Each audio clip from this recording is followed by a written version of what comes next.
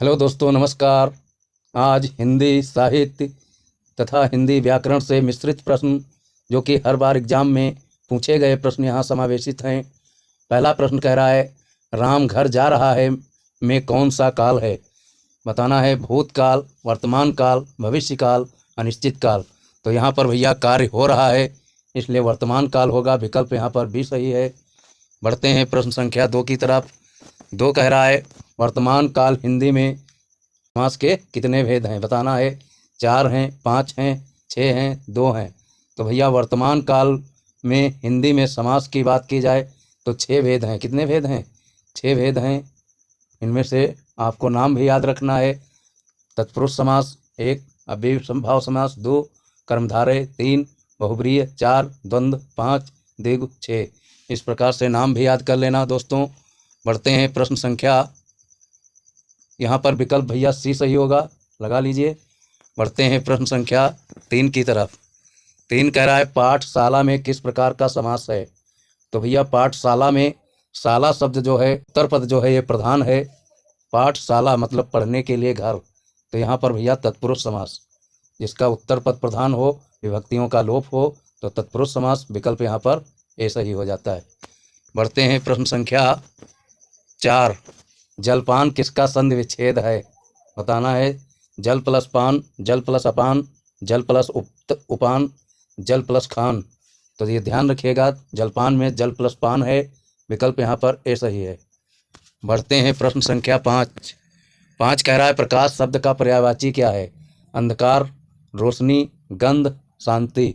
तो ध्यान रहे भैया, अंधकार तो किसी प्रकार हो ही नहीं सकता, रोशनी सही है, ना गंध हो सकता है, ना तो शांति हो सकता है। इसलिए विकल्प आपका कौन सा सही हो गया? विकल्प यहाँ पर भी सही हो गया। प्रश्न 6, सूर्य किस प्रकार का संज्ञा है? व्यक्तिवाचक, जातवाचक, भाववाचक, समूहवाचक। तो सूर्य जो भैया है ये व्यक्तिवाचक में आता है, विकल्प यहाँ पर ए सही है। बढ़ते हैं प्रश्न संख्या 7। 7 कह रहा है, राम, श्याम और सीता इनमें कौन सा सर्वनाम है? तो भैया राम, श्याम और सीता, इसमें सर्वनाम जो रहेगा वय में राम भी आ जाएगा, श्याम भी आ जाएगा और सीता भी आ जाएगी। इसलिए यहाँ पर विकल्प आपका डी सही है। प्रश्न 8 भैया, अव्यय कौन सा है? घर, आज, राम, गाना। तो यहाँ पर ध्यान रखना है, अव्यय इसमें भैया आज है, विकल्प भी सही है। बढ़ते हैं प्रश्न संख्या 9।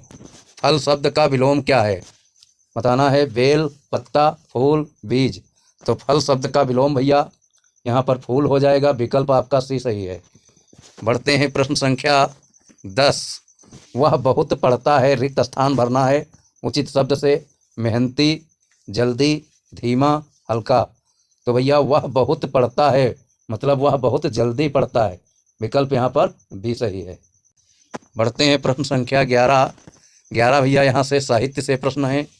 प्रेमचंद की कौन सी कहानी है? पंच परमेश्वर, यशोदा, लक्ष्मी, प्रकाश। तो भैया प्रेमचंद के बारे में अच्छे से जान लो भैया, 300 से अधिक कहानी लिखे हैं। प्रश्न 11, प्रेमचंद की कौन सी कहानी है? पंच परमेश्वर, यशोदा, लक्ष्मी, प्रकाश। तो ध्यान रहे दोस्तों, मुंशी प्रेमचंद ने 15 उपन्यास लिखे हैं, 15 उपन्यास नोट करिएगा, और 300 से अधिक कहानी लिखी, 300 से अधिक कहानियाँ लिखा है, ये ध्यान रखना है। इसलिए इनको भैया, इनके उपन्यास बहुत प्रसिद्ध हैं, इसलिए इनको उपन्यास सम्राट भी कहा जाता है। तो यहाँ पर विकल्प आपका सही हो जाएगा ए, पंच परमेश्वर इनकी क्या है? कहानी है। बढ़ते हैं प्रश्न संख्या 12। 12 कह रहा, गोदान उपन्यास के पात्र का नाम क्या है? होरी, सुमित्रा, रत्ना, गुलशन।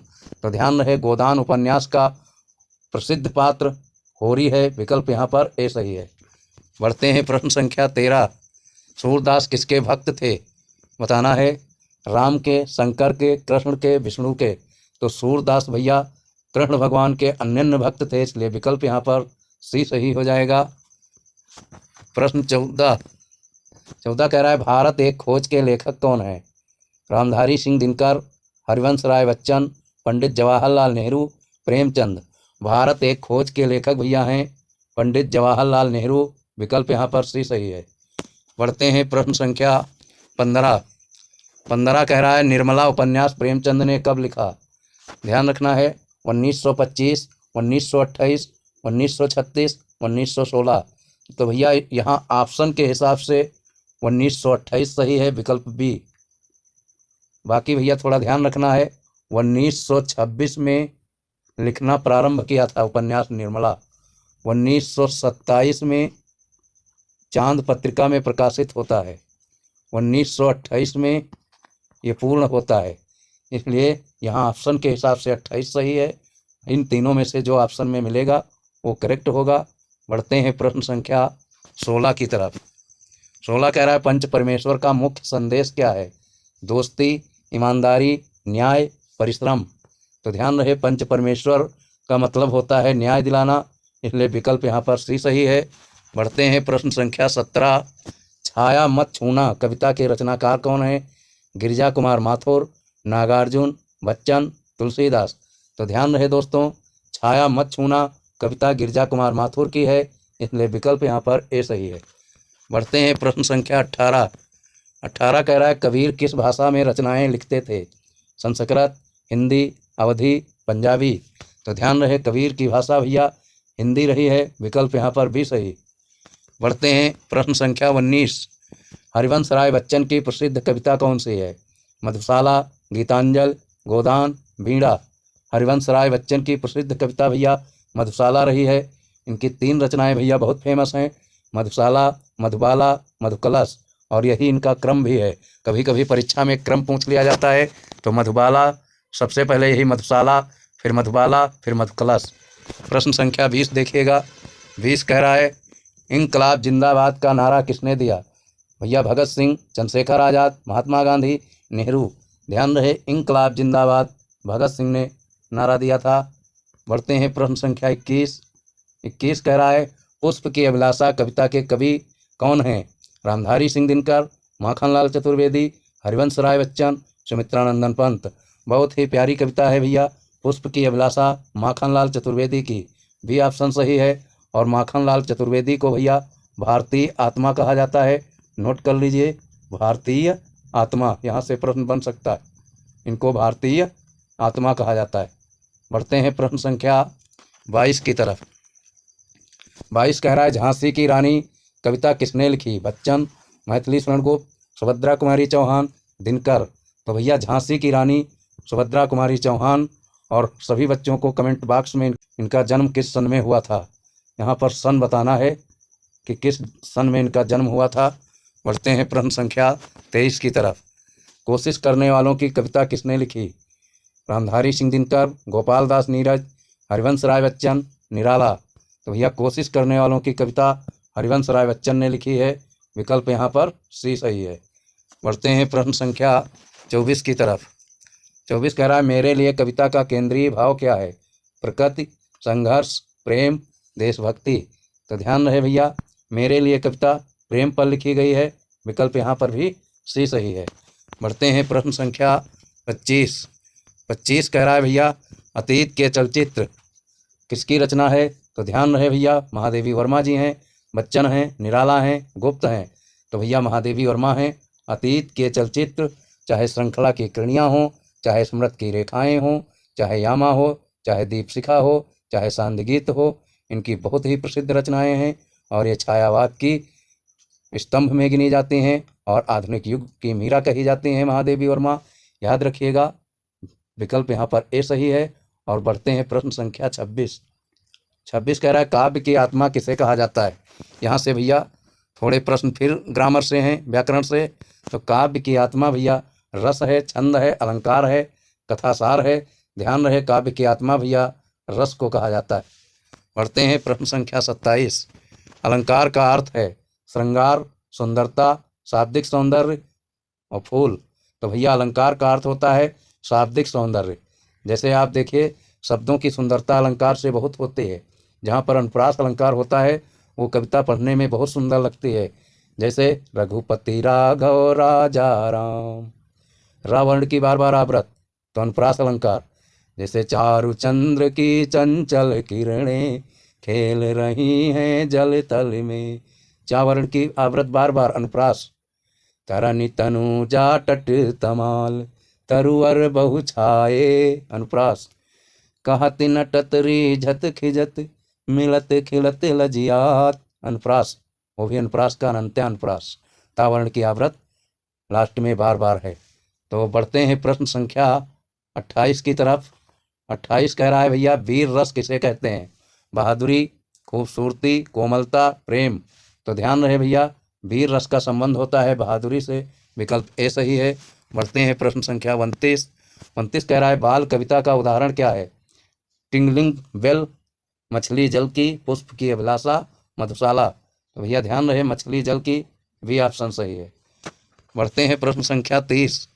30 कह रहा है हिंदी कविता में छंद क्या है? शब्द, लयबंध, पद्य, कहानी, भाव। तो यहाँ पर भैया सभी को इसका आंसर कमेंट बॉक्स में देना है कि कौन सा ऑप्शन सही है। HW में दे रहे हैं हम, इसका आंसर सभी लोग कमेंट बॉक्स में दीजिए HW में। बढ़ते हैं प्रश्न संख्या 31 की तरफ। 31 कह रहा है भैया हिंदी साहित्य का आरंभिक काल कौन सा माना जाता है? भक्ति काल, रीति काल, आदिकाल, आधुनिक काल। तो भैया आरंभिक काल कहते हैं आदिकाल को। विकल्प यहाँ पर सी सही है। और दोस्तों यहाँ पर स्टार बना लीजिए, बहुत ही इंपॉर्टेंट क्वेश्चन है। बढ़ते हैं प्रश्न संख्या 32 की तरफ। 32 कह रहा है रामचरितमानस के रचयिता कौन है? बाबा तुलसीदास, सूरदास, कबीर, जायसी। तो ध्यान रहे रामचरितमानस भक्ति काल का महाकाव्य है और इसको बाबा तुलसीदास ने लिखा है। इसमें 7 कांड हैं और अवधी भाषा में लिखा गया है। कहीं से भी प्रश्न पूछा जा सकता है। तो विकल्प यहाँ पर ए सही है, रचयिता तुलसीदास। बढ़ते हैं प्रश्न संख्या 33। 33 कह रहा है पद्मावत किस कवि की रचना है? कबीर, मलिक मोहम्मद जायसी, मीराबाई, रैदास। तो ध्यान रहे दोस्तों चाहे पद्मावत हो, चाहे अखरावट हो, चाहे आखिरी कलाम हो, ये सभी रचनाएं मलिक मोहम्मद जायसी की हैं। इसलिए विकल्प यहाँ पर भी सही है। बढ़ते हैं प्रश्न संख्या 34। 34 कह रहा है सूर सागर का संबंध किस कवि से है? सूरदास, तुलसीदास, रसखान, घनानंद। तो सूर सागर का संबंध भैया है सूरदास से। विकल्प यहाँ पर ए सही है। इनकी भी 3 रचनाएं बहुत प्रसिद्ध हैं, सूर सागर, सूर सारावली, सूर साहित्य लहरी। यहीं से बार बार परीक्षाओं में पूछा जाता है। बढ़ते हैं प्रश्न संख्या 35 की तरफ। 35 कह रहा है रामचंद्रिका की रचना किसने की? केशवदास, तुलसीदास, बिहारी, देव। तो ध्यान रहे भैया रामचंद्रिका है केशवदास की और इसको भैया छंदों का अजायब घर कहा जाता है। इस रचना को छंदों का अजायब घर कहते हैं। नोट कर लीजिए भैया, बहुत ही फेमस रचना है और इम्पॉर्टेंट भी है। इसको अजायब घर कहते हैं, छंदों का अजायब घर। विविध प्रकार के छंद इसमें प्रयोग किया है आचार्य केशवदास जी। बढ़ते हैं प्रश्न संख्या 36 की तरफ। 36 कह रहा है साकेत नामक काव्य किस कवि की रचना है? जयशंकर प्रसाद, मैथिली शरण गुप्त, पंत, निराला। तो साकेत भैया ये महाकाव्य है। रामचरितमानस के बाद दूसरा स्थान इसी का है और राष्ट्र कवि मैथिली शरण गुप्त जी ने लिखा है। विकल्प यहाँ पर भी सही है। स्टार लगा लीजिए भैया, इंपॉर्टेंट ये भी बहुत है, स्टार इस पर भी बना लो। बढ़ते हैं प्रश्न संख्या 37 की तरफ। 37 कह रहा है दोस्तों कामायनी किसकी प्रसिद्ध रचना है? जयशंकर प्रसाद, महादेवी वर्मा, सुमित्रानंदन पंत, मैथिली शरण गुप्त। तो कामायनी भी छायावाद का प्रसिद्ध महाकाव्य है और ये जयशंकर प्रसाद का है। विकल्प ए पर लगा लीजिए और इस पर तो भैया बिल्कुल डबल स्टार लगा लो, ये भी बहुत पूछा जाता है। बढ़ते हैं प्रश्न संख्या 38 की तरफ। 38 कह रहा है भारत भारती के कवि कौन है? माखनलाल चतुर्वेदी, मैथिली शरण गुप्त, निराला, दिनकर। तो ध्यान रहे दोस्तों भारत भारती मैथिली शरण गुप्त की रचना है और इसी से इनको राष्ट्र कवि का दर्जा प्राप्त है। ये भी ध्यान रखिएगा, राष्ट्र कवि का दर्जा इसी रचना से इनको प्राप्त है, ये भी ध्यान रखिएगा। और दूसरे राष्ट्र कवि जो हैं वो भैया रामधारी सिंह दिनकर जी हैं, ये भी याद रखिएगा, दिनकर जी, रामधारी सिंह दिनकर जी। प्रश्न 39 उर्वशी किस कवि की रचना है? सुमित्रानंदन पंत, जयशंकर प्रसाद, रामधारी सिंह दिनकर, महादेवी वर्मा। तो उर्वशी रचना जो है भैया रामधारी सिंह दिनकर की है। विकल्प यहाँ पर सी सही हो जाएगा। ये भी भैया इंपॉर्टेंट रचना है, बहुत ही मोस्ट इंपॉर्टेंट रचना इस वीडियो में है। बढ़ते हैं प्रश्न संख्या 40 युगधारा पत्रिका किस कवि से संबंधित है? सुमित्रानंदन पंत, जयशंकर प्रसाद, दिनकर, निराला। तो ये भैया युगधारा पत्रिका जो है ये पंत से संबंधित है, विकल्प ए हो जाएगा। बढ़ते हैं प्रश्न संख्या 41। छंद की गति कहलाती है, यहाँ से भैया ग्रामर के व्याकरण के क्वेश्चन हैं। छंद की गति जो होती है वो क्या कहलाती है भैया? लय, मात्रा, गुरु, शब्द। तो ध्यान रहे छंद की जो गति है वो लय कहलाती है, विकल्प ए सही है। बढ़ते हैं प्रश्न 42। अलंकार और छंद में क्या भेद है? अलंकार भाव को सुशोभित करता है, छंद लय देता है, दोनों समान हैं, दोनों व्याकरण से संबंधित हैं, दोनों अर्थ से जुड़ते हैं। तो यहाँ पर ऑप्शन भैया ए हो जाएगा। अलंकार भाव को सुशोभित करता है, छंद लय देता है, विकल्प यहाँ पर ए सही है। बढ़ते हैं प्रश्न संख्या 43 की तरफ। 43 कह रहा है छंद रहित कविता का उदाहरण है। आधुनिक कविता, भक्तकालीन कविता, रीतकालीन कविता, संस्कृत काव्य। छंद रहित कविता का उदाहरण है भैया आधुनिक कविता, इसलिए विकल्प यहाँ पर ए सही हो जाएगा। बढ़ते हैं प्रश्न संख्या 44। पद्य में छंद की क्या भूमिका है? रूप सौंदर्य बढ़ाना, शब्दार्थ बताना, विषय तय करना, गद्य बनाना।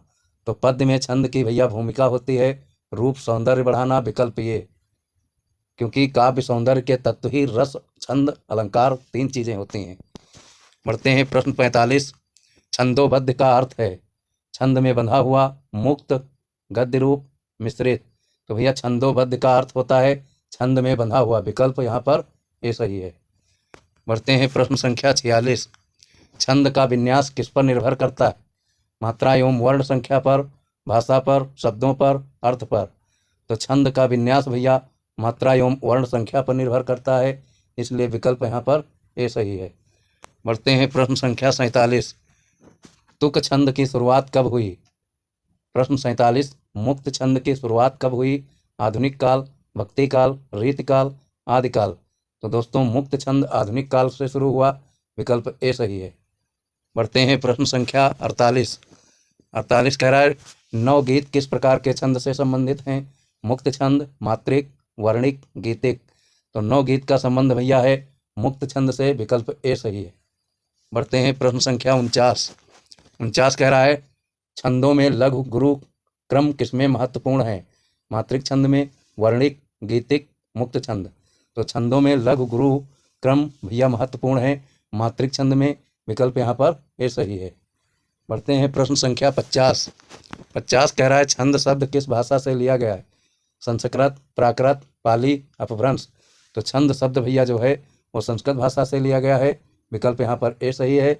दोस्तों क्लास पसंद आई हो तो लाइक ज़रूर कर दीजिएगा और दोस्तों के पास शेयर करिए, चैनल को सब्सक्राइब करिए। फिर अगली क्लास के साथ मैं मिलूँगा। धन्यवाद।